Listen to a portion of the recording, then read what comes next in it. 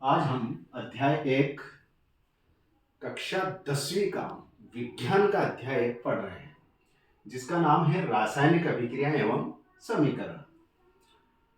अब जब भी कोई चीज अपन पढ़ना चालू करते हैं तो सबसे पहले देखते हैं कि ये चीज हमारे काम की है या नहीं। इसमें अपना इंटरेस्ट तभी जगता है या अपनी रुचि तभी पैदा होती है जब ये चीज कहीं ना कहीं हमारे काम में आए, ये चीज कहीं ना कहीं हमारे उपयोग में आए।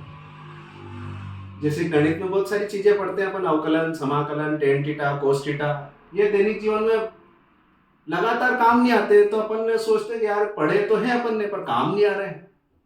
ऐसा कुछ नहीं है, हर चीज का कहीं ना कहीं महत्व है, पर उस समय आप उस चीज को सीख जाएंगे दैनिक जीवन से जोड़कर, तब उसका महत्व ज्यादा बढ़ेगा और उस विषय में आपकी रुचि बढ़ेगी। तो ये जो पाठ का नाम है रासायनिक अभिक्रियाएं एवं समीकरण, पाठ का नाम देखते हुए तो रुचि जागृत नहीं होगी, पर इस पाठ को अपन अपनी दैनिक क्रियाओं से जोड़ते हुए चलेंगे तो निश्चित ही मैं इस पाठ में आपकी रुचि बढ़ाने में पूरा सहयोग प्रदान करूंगा और करने का प्रयास करूंगा। तो रासायनिक अभिक्रियाएं एवं समीकरण, तो अब हम इस पाठ के इंट्रोडक्शन में यह देखेंगे कि दैनिक जीवन में होने वाली रासायनिक अभिक्रिया कौन सी है। दैनिक जीवन में मतलब रोज के जीवन में कौन कौन सी रासायनिक अभिक्रिया होती है। तो रोज के जीवन में बहुत सारी रासायनिक अभिक्रिया होती है। जैसे कि नंबर 1, गर्मी के दिनों में अपन यदि दूध को बिना गर्म किए सुबह सुबह छोड़ देते हैं और जब उसी दूध को शाम को देखते हैं तो दूध जो है फट जाता है।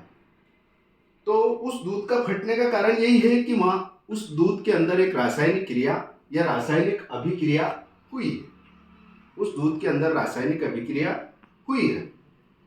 और कौन कौन सी दैनिक जीवन में घटित होने वाली रासायनिक अभिक्रिया है, तो अपने घर के अंदर जो बहनें हैं, महिलाएं हैं, चांदी के आभूषण पहनती है और वो चांदी के आभूषण जब नए लाए जाते हैं बाजार से, उस समय तो अच्छे चमकदार होते हैं, लेकिन कुछ समय पश्चात वो काले पड़ जाते हैं। तो उनके ऊपर भी एक रासायनिक क्रिया होती है। कौन सी रासायनिक क्रिया होती है कि चांदी के जो आभूषण है ये वायुमंडलीय ऑक्सीजन और हाइड्रोजन सल्फाइड से क्रिया करके सिल्वर सल्फाइड की काली परत बना लेते हैं, जिसके कारण चांदी की जो वस्तुएं हैं वो कुछ समय पश्चात अपने को काली दिखाई देने लग जाती है। और दैनिक जीवन में कौन सी रासायनिक अभिक्रिया होती है, तो अपने घर में यूज होने वाले तांबे के जो बर्तन हैं ये कुछ समय पश्चात हरे हरे कलर के दिखाई देने लग जाते हैं। तो घर की जो महिलाएं हैं उन्हें साफ करने के लिए उनके ऊपर एक रासायनिक क्रिया करती है।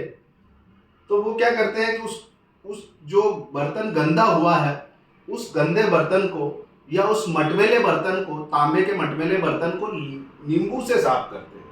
नींबू में क्या रहता है, अम्ल रहता है, एसिड रहता है, और उस तांबे के बर्तन के ऊपर धात्विक ऑक्साइड की परत जम जाती है।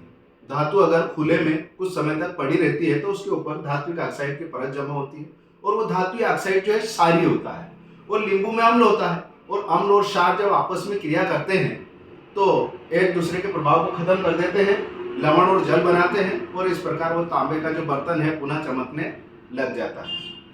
और दैनिक जीवन में कौन कौन सी रासायनिक क्रियाएं घटित होती है, ये जितनी भी दवाई गोली बनाने वाली फैक्ट्रियां होती है, जितनी भी दवाई गोली बनाने वाली फैक्ट्रियां हैं जिनमें हमारी बीमारियों को सही करने के लिए दवाई गोली बनाई जाती है, उनमें भी ये रहता है कि एक पदार्थ लेते हैं, उसमें दूसरा पदार्थ मिलाते हैं और एक नया पदार्थ बनाते हैं जो हमारी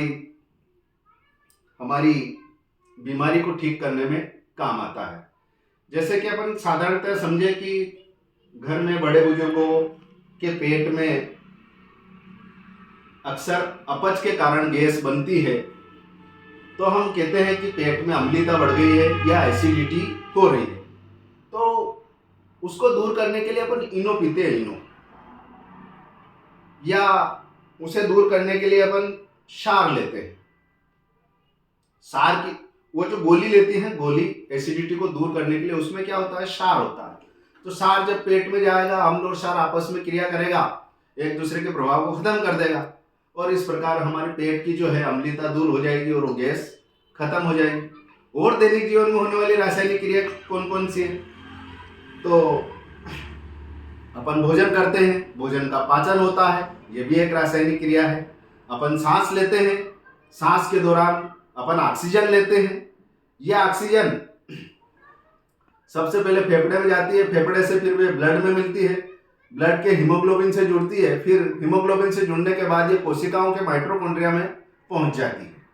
माइटोकॉन्ड्रिया में ये ग्लूकोज को जलाती है और वहां पर रासायनिक क्रिया संपन्न होती है। तो हमारे जीवन में अपन जैसे सुबह ही उठते हैं और चाय बनाते हैं, चाय में भी क्या करते हैं, अपन 3-4 पदार्थ लेते हैं, उनको आपस में मिलाते हैं, ऊष्मा देते हैं, चाय बनाते हैं, वो भी एक रासायनिक क्रिया है, नया पदार्थ बनता है, नए गुणधर्म वाला पदार्थ बनता है।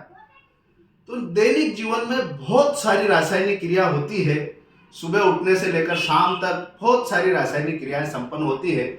और इस पार्ट में अपन ऐसी ही रासायनिक क्रियाओं के बारे में अध्ययन करेंगे, उन रासायनिक क्रियाओं को अपन समीकरण के रूप में देखेंगे। तो अब शुरू करते हैं।